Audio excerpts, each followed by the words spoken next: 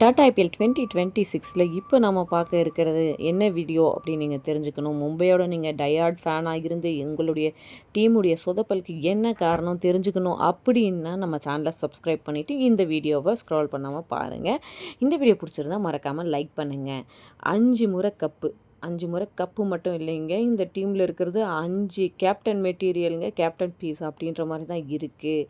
அதில் பார்த்தீங்க அப்படின்னா முதல்ல இருந்தே T20 வேர்ல்ட் கப்பில் ஐ மீன் 2011 வேர்ல்ட் கப்பில் தோனிக்கு அண்டரில் ஒரு பிளேயராக சின்ன பிளேயராக இருந்து அதுக்கப்புறம் தோனிக்கு அடுத்து தான் வந்து ஒரு நல்ல இந்தியன் கிரிக்கெட் டீமுக்கு நல்ல ஒரு கேப்டன்சியை கொடுப்போம் அப்படின்ட்டு வளர்ந்து வந்த ஒருத்தர் ரோஹித் சர்மா, அந்த ஹிட்மேன்.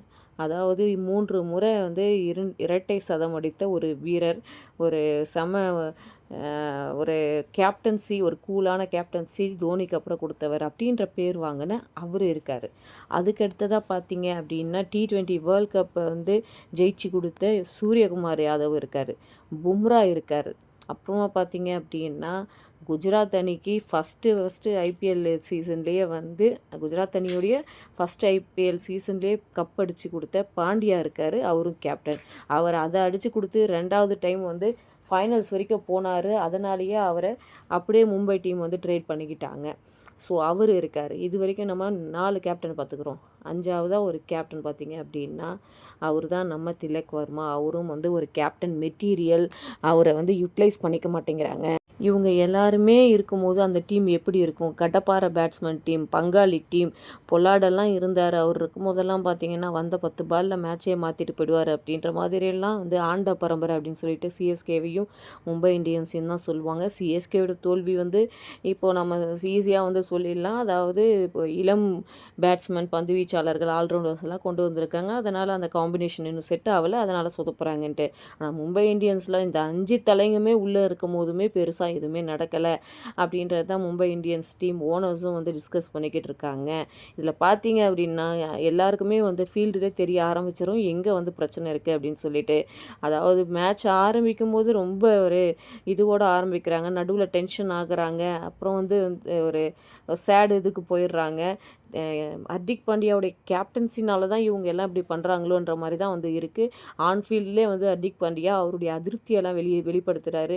ரோஹித் சர்மாவை வந்து பவுண்டரி லைனில் போய் நிற்க சொல்கிறதும், பும்ராவுக்கு பால் போடுறதுக்கு டிப்ஸ் கொடுக்கறதும், சூரியகுமார் கேட்சை தவற விட்டால் அவரையும் அனுசரித்து போகாததும் அப்படின்னு சொல்லிட்டு நம்ம பாண்டியா மேலே அத்தனை குற்றச்சாட்டுகள் டீம் மெம்பர்ஸ் வைக்கிறாங்க. அது மட்டும் இல்லை, நம்ம சீனியர் பிளேயர்ஸ் என்ன சொல்லியிருக்காங்க அப்படின்னா ஹர்திக் பாண்டியாவுடைய இந்த ப்ரெஷர் வந்து நாங்கள் ஓடிஐ டீமில் வேர்ல்ட் கப் டீமில் விளையாடும் போது கூட, நாங்கள் இன்டர்நேஷ்னல் கிரிக்கெட் டீமில் இருக்கும்போது கூட இந்த அளவுக்கு ப்ரெஷர்டாக நாங்கள் வந்து ஃபீல் பண்ணலை.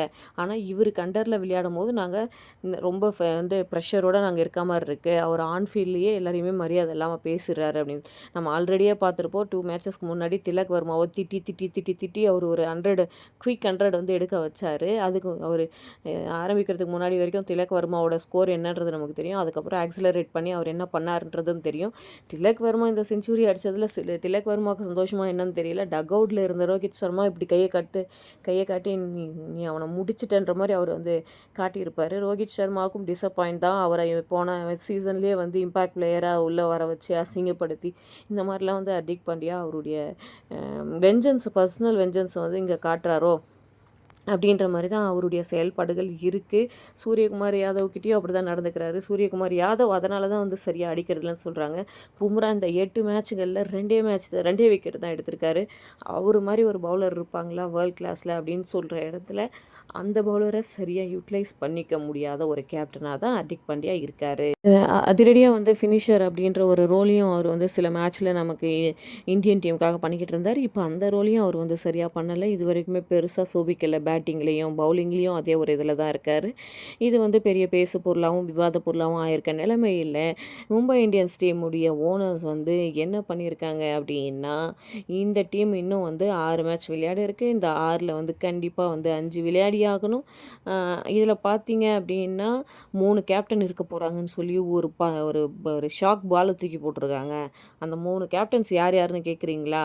சூரியகுமார் யாதவ் வந்து பேட்டிங் கேப்டனாகவும் பேட்டர்ஸ்க்கு கேப்டனாகவும் பவுலிங்க்கு வந்து பும்ரா கேப்டனாகவும் ஓவரால் கேப்டனாக பாண்டியாவும் இருப்பாங்க அப்படின்னு சொல்கிறாங்க. இது வந்து உண்மையான நிலவரம் தான். அடுத்தடுத்த மேட்ச்சில் ஜெயிச்சாகணும் அப்படின்ற ப்ரெஷர் வந்து பாண்டியாவுக்கு இப்போ இருக்க போகுது. அதே போல் பார்த்திங்கன்னா நெக்ஸ்ட்டு சீசனில் இருந்து கேப்டன்சியை திலக் வர்மாக்கே வந்து கொடுத்துடலாம். ஏன்னா சூரியகுமார் யாதவ் அண்டு ரோஹித் சர்மாவுக்கு வயசாகிடுச்சு, அவங்களும் வந்து ரிட்டையர்மெண்ட்டை நோக்கி போய்கிட்டு இருக்காங்க. அப்படின்றதெல்லாம் கருத்தில் கொண்டு இனிமேலும் பாண்டியாவை பேக் பண்ண போகிறதில்ல நாங்கள் அப்படின்ற மாதிரி தான் பாண்டியாவுக்கு ஒரு பெரிய டாஸ்க் ஒன்று வச்சுருக்காங்க. இது எல்லாம் மீறி பாண்டியா என்ன பண்ண போகிறாரு, அவருடைய ஆட்டத்தில் இனிமேலாவது மெருகேறி ஒரு கூலான கேப்டனாக இருக்க போகிறாரா என்ன அப்படின்றதெல்லாம் நம்ம வந்து பார்த்து தான் ஆகணும். ஏன்னா இதுக்கு முன்னாடி அது ஒரு ட்ரால் மெட்டீரியல் மாதிரி ஆயிடுச்சு. அவர் வந்து எல்லா சீனியர் பவுலர்ஸ்கிட்டையும் பேட்டர்ஸ்கிட்டையும் அவர் நடந்துக்கிற விதம் வந்து எல்லா மீம் மெட்டீரியலாகவும் சோஷியல் மீடியாவிலையும் வந்து ஸ்பெக்குலேட் ஆகிட்டு எல்லார் மத்தியிலும் பேசப்பட்டு வந்து இருந்தது. ஸோ ஹார்திக் பாண்டியாவுக்கு வந்து அந்த இதோட நல்ல காலம் ஆரம்பிச்சிச்சின்னு நினச்சோம் நாம். ஆனால் இப்போ தான் வந்து அவர் ஒரு டஃப்பான ஒரு ஃபேஸில் இருக்காரோ அப்படின்றது தான் வந்து நமக்கு தெரிய வருது. பும்ராவுடைய ரியாக்ஷன்லேயே தெரிஞ்சிருக்கும். பாஷா பாருன்னு நீ எவ்வளோ அடித்தாலும் பரவாயில்ல, சிரிச்சுட்டே இருந்தார் அந்த இதுலலாம். போதும் நீ சொன்னதெல்லாம் போதும், நான் போடுறேன் அப்படின்ற மாதிரி தான் வந்து பாண்டியா சொன்னதுக்கு பும்ரா ரியாக்ஷன் கொடுத்துட்டு இருந்தார். அதே போல் ரோஹித் சர்மா ஆனால் போன சீசன்லேயே அவருடைய ரியாக்ஷன்லேயே வந்து காட்டிட்டார், டே நீ பண்ணுறதெல்லாம் ஓவராக இருக்குது, உனக்கு நான் அடங்கி போக மாட்டேன் அப்படின்னு சொல்லிட்டு. அதே போல் டக் அவுட்டில் உட்காந்துருந்தாலும் என்னடா பண்ணுற நீ அப்படின்னு அவருடைய டிசப்பாயின்மெண்ட்டை வந்து அவர் டக் அவுட்லேருந்து அவர் காட்டிக்கிட்டு இருந்ததையும் நம்ம பார்த்தோம். இது எல்லாத்தையுமே கலைச்சி மும்பை இந்தியன்ஸ் அடுத்து இருக்க மேட்சை வந்து ஃபேன்ஸ்க்காக விளையாடுவாங்களா, இல்லை அவங்களுடைய ஈகோனால் இந்த சீசனை வந்து பலி கொடுத்துருவாங்களா அப்படின்றத நம்ம பார்த்து தான் ஆகணும். ஆனால் வந்து புது பிளேயர்ஸை வச்சு தடுமாறினாலும் பரவாயில்ல, எக்ஸ்பீரியன்ஸ்டு நல்ல வெல் நோன் அண்டு எல்லாராலையும் பாராட்டப்படும் பல கேப்டன்ஸை டீமில் வச்சோம். அவங்க எல்லாருக்குள்ளேயும் ஒரு கோஆர்டினேஷன் இல்லாதனால ஒரு டீம் வந்து இந்த மாதிரி ஆகுது அப்படின்றத மும்பை இந்தியன்ஸ் வந்து வெளிச்சம் போட்டு காட்டிக்கிட்டு இருக்கு. ஸோ இன்றைக்கி பார்த்தீங்கன்னா Mumbai Indians versus CSK match நடக்க இருக்குது. தோனி வருவாரா மாட்டாரா அப்படின்னா அவர் கண்டிப்பாக 5ஆம் தேதி மேட்ச்சுக்கு வருவாங்கன்றாங்க. ஆனால் இன்றைக்கி பற்றி சொல்லலை அவங்க, அது இன்றைக்கி ஈவினிங் வரைக்கும் பார்த்தா தான் தெரியும். அதே போல் கார்த்திக் சர்மா அடுத்த 5லேருந்து 10 வருஷத்துக்கு கார்த்திக் சர்மா உள்ளே இருப்பார் அப்படின்ட்டு ஹஸ்ஸி வந்து ஒரு இதை சொல்லியிருக்காரு நியூஸை. அவர் வந்து கிரேட் டேலண்ட் அப்படின்னு இருக்காங்க. ஸோ இன்றைக்கி மேட்ச்சில் கண்டிப்பாக கார்த்திக் சர்மா உள்ளே இருப்பார் அப்படின்றது நமக்கு நல்லா தெரியுது. ஊர்வில் பட்டேலை வந்து 1-1 இருக்கலாமா இல்லை ஓப்பனிங் இருக்கலாமா அப்படின்ற பேச்சும் போயிட்டுருக்கு. இது சிஎஸ்கேக்கு நல்ல ஒரு சைனாக தான் தெரியுது. ஸோ இன்றைக்கி பார்க்கலாம், அடி வாங்கினதுனால மும்பை திருப்பி அடிப்பாங்களா, இல்லை நாங்கள் வந்து இந்த சீசனில் அடி வாங்கினது போதுடான்ட்டு சிஎஸ்கே மும்பை அடிப்பாங்களா அப்படின்றத நம்ம வெயிட் பண்ணி தான் பார்த்தாகணும். எதுவாக இருந்தாலும் இன்றைக்கி மேட்ச் வந்து கண்டிப்பாக பரபரப்புக்கு பஞ்சம் இல்லாமல் இருக்க போகுது அப்படின்றதுக்கு எந்த ஒரு சந்தேகமும் இல்லை. பார்ப்போம் பாண்டியா என்ன பண்ணுறாரு, இந்த பக்கம் ருத்ராஜ் என்ன பண்ணுறாரு அப்படின்றத வெயிட் பண்ணி பார்க்கலாம். தோனி கிளம்புறாங்கன்னா இந்த மேட்சை வேறு ஆறால் மாறிடும். ஸோ வெயிட் பண்ணி பார்த்தா தான் தெரியும். இன்றைக்கி மேட்ச் வந்து ரெண்டு டீமுக்கு நடுவில் எந்த மாதிரி ஒரு வைபை வந்து கொடுக்க போகுது, இந்த 2 டீமில் யார் ப்ளே ஆஃப் போகிறாங்கன்றதை நிர்ணயிக்க போகுது அப்படின்றதையும் இன்றைக்கி மேட்ச் வந்து சொல்லிவிடும். ஸோ வெயிட் பண்ணுங்கள், அடுத்த அப்டேட்டோட வரோம்.